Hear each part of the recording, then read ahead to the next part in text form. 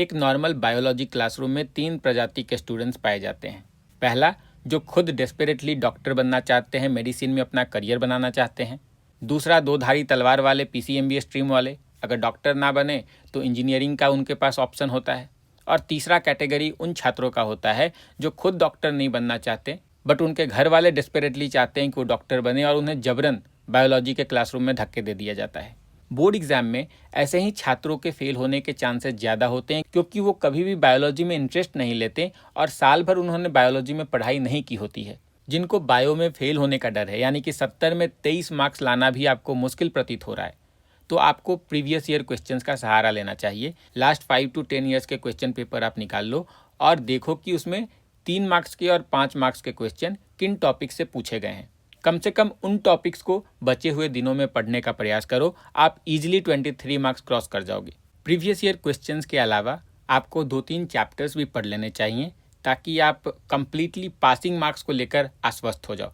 Reproduction unit 16 marks का होता है, जेनेटिक्स 20 मार्क्स का होता है, तो कम से कम रिप्रोडक्शन से आप ह्यूमन रिप्रोडक्शन और रिप्रोडक्टिव हेल्थ वाला चैप्टर कंप्लीट कर सकते हो, और जेनेटिक्स से principles of inheritance and variation वाला चैप्टर देख सकते हो अगर आपके पास समय बचे तो।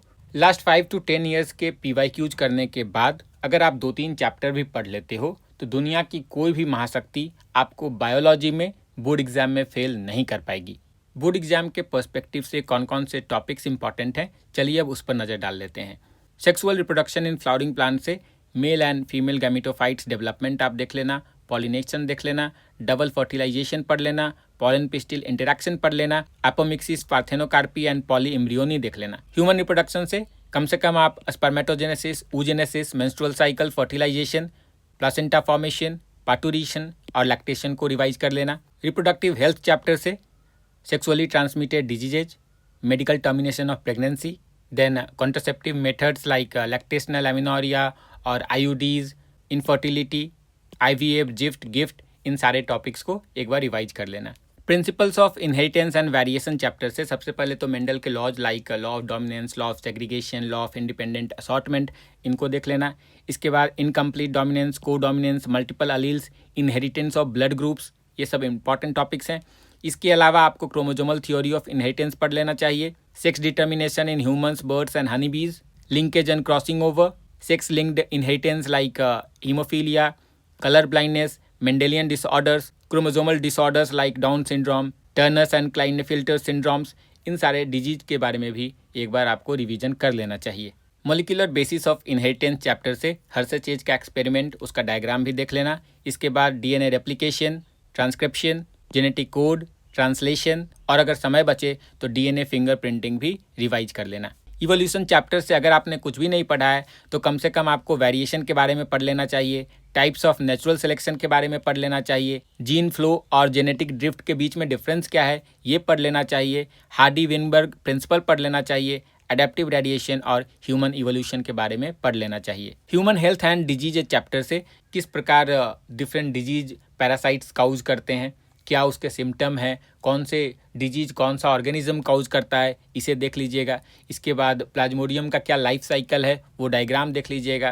रेट्रोवायरस किस प्रकार से हमारे शरीर में मल्टीप्लाई करता है उसका डायग्राम देख लीजिएगा। माइक्रोब्स इन ह्यूमन वेलफेयर में जो भी माइक्रोब्स हम फूड प्रोसेसिंग या फिर इंडस्ट्रियल प्रोडक्शन में यूज करते हैं उनके नाम याद कर लीजिएगा। इसके बाद सीवेज ट्रीटमेंट क्या होता है, कैसे होता है, ये पढ़ लीजिएगा। माइक्रोब्स को किस प्रकार हम बायो कंट्रोल एजेंट्स और बायो फर्टिलाइजर के रूप में यूज करते हैं ये पढ़ लीजिएगा। और हमें पता है कि आजकल एंटीबायोटिक्स का जिस तरीके से धड़ल्ले से यूज हो रहा है तो एक हॉट एंड ट्रेंडिंग टॉपिक है, तो एंटीबायोटिक्स किस प्रकार से प्रोड्यूस होता है और उसका किस प्रकार से हम जुडिशियस यूज कर सकते हैं ये भी आप एक बार रिवाइज कर लीजिएगा। बायोटेक्नोलॉजी वैसे तो है एक बड़ा ही इजी चैप्टर, पूरे चैप्टर में आपको यही पढ़ना है कि रिकम्बिनेंट DNA हम कैसे प्रिपेयर करते हैं। लेकिन अगर आपके जेनेटिक्स का कॉन्सेप्ट क्लियर नहीं है तो ये चैप्टर आपको एक अपहिल टास्क लग सकता है। ऐसे में आप इस चैप्टर को प्रीवियस ईयर क्वेश्चंस के जरिए प्रिपेयर कर सकते हैं। रिकम्बिनेंट DNA हम कैसे प्रिपेयर करते हैं ये पढ़ लेना। जेल इलेक्ट्रोफोरेसिस क्या होता है ये देख लेना। इसके बाद ई कोलाई का क्लोनिंग वेक्टर PBR322 का डायग्राम जो है NCERT में उसे रिवाइज कर लेना। In fact molecular basis of inheritance को रिवाइज करने के बाद आप डायरेक्टली इस चैप्टर को रिवाइज कर सकते हैं और ये चैप्टर आपको थोड़ा ईजी लगेगा। बायोटेक्नोलॉजी चैप्टर अगर आपको समझ में ना आए तो कम से कम उसका एप्लीकेशन क्या होता है ये पढ़ लीजिएगा।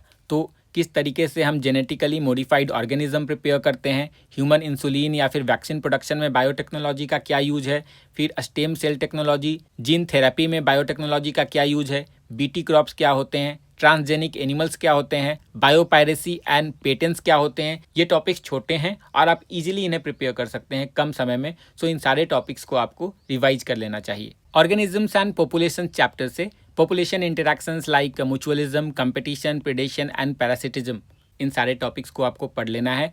अब किस प्रकार म्यूचुअलिज्म में हमें सिम्बायोटिक रिलेशनशिप के बारे में पढ़ना होगा, फिर कंपटीशन एंड प्रेडेशन में एक ऑर्गेनिज्म को फायदा होता है, दूसरे को नुकसान होता है, तो इसके एग्जाम्पल एनसीईआरटी में दिए हुए हैं। तो इन चारों टॉपिक्स के जो भी एग्जाम्पल एनसीईआरटी में दिए हुए हैं उन्हें आपको रिवाइज कर लेना चाहिए। फिर इसके बाद population attributes like birth rate, death rate, age distribution और जो पॉपुलेशन के पिरामिड हैं उन सारे टॉपिक्स को आपको एक बार पढ़ लेना चाहिए। इकोसिस्टम चैप्टर से सबसे पहले तो ये समझना है आपको कि इकोसिस्टम होता क्या है, इसके कंपोनेंट्स क्या हैं। इसके बाद नेट प्रोडक्टिविटी, ग्रॉस प्रोडक्टिविटी में क्या डिफरेंस है ये पढ़ लीजिएगा। डिकम्पोजिशन क्या होता है, एनर्जी फ्लो कैसे होता है। फिर इसके बाद पिरामिड्स ऑफ नंबर, बायोमास और एनर्जी काफ़ी इंपॉर्टेंट है बोर्ड एग्जाम के पर्सपेक्टिव से, इवन फॉर नीट। तो आप इस टॉपिक को भी अच्छे से रिवाइज कर लीजिएगा। Biodiversity and it's conservation chapter से सबसे पहले तो आपको ये समझना है कि आखिर बायोडाइवर्सिटी होता क्या है। इसके बाद किस प्रकार से लॉस ऑफ बायोडाइवर्सिटी हो रहा है इसके बारे में आपको पढ़ लेना चाहिए। रेड डाटा बुक क्या है, सैक्रेड ग्रुप्स क्या होते हैं ये आपको पढ़ना है। In situ conservation, ex situ conservation क्या होता है, biosphere reserve, national park, wildlife sanctuaries ex situ conservation है या इन सिटू कंजर्वेशन है, seed bank ex situ conservation है या इन सिटू कंजर्वेशन है, इन सारे एग्जाम्पल्स को भी आपको पढ़ लेना चाहिए। इसके बाद इंडेमिक स्पीसीज क्या होते हैं ये पढ़ लीजिएगा। रामसर साइट्स क्या होते हैं इसके बारे में पढ़ लीजिएगा। बायो में जो 90 या 95 प्लस टारगेट कर रहे हैं, आपको मैं ये नहीं बता सकता कि आपको पढ़ना क्या चाहिए। आपके लिए पूरा एनसीईआरटी बुक ही इंपॉर्टेंट है। आपको पूरा एनसीईआरटी बुक चाटना पड़ेगा। आप चार्ट कैसे बनाओगे ये आप पर निर्भर करता है। हाँ, कौन सी मिस्टेक आपको नहीं करनी है मैं आपको ये बता दे रहा हूँ। अगर आप बायो में 90 या 95 प्लस एम कर रहे हो तो आपको रिवीजन करने के बाद सारे डायग्राम्स और पिक्चर्स देखने होंगे। तो रिप्रोडक्शन से आप spermatogenesis, gametogenesis, menstrual cycle, tubectomy, vasectomy का डायग्राम या पिक्चर जो भी है उसको देख लीजिएगा, रिवाइज कर लीजिएगा। इसके बाद हर्षचेज का एक्सपेरिमेंट जो है उसका डायग्राम देख लीजिएगा। पनेट स्क्वायर का प्रैक्टिस कर लीजिएगा। बायोटेक्नोलॉजी से आप इकोलाई का क्लोनिंग वेक्टर PBR 322 का डायग्राम देख लीजिएगा। पॉलीमरेज चेन रिएक्शन का डायग्राम देख लीजिएगा। बायो रिएक्टर के पिक्चर देख लीजिएगा। रिकमिनेंट DNA किस प्रकार से बन रहा है ये देख लीजिएगा। इकोलॉजिकल पिरामिड वाले डायग्राम देख लीजिएगा।